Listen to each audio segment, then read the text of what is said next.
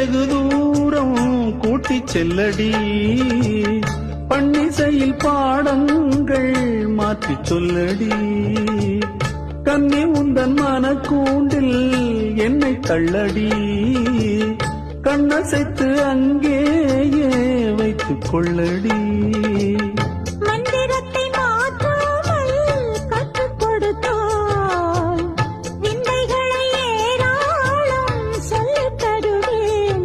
உந்தன் செல்ல மொழியினிலே உள்ளம் கொள்ளையடிப்பதும் ஏன், துள்ளி துள்ளி வரும் நடையில் மனம் மெல்ல துடிப்பதும் ஏன்.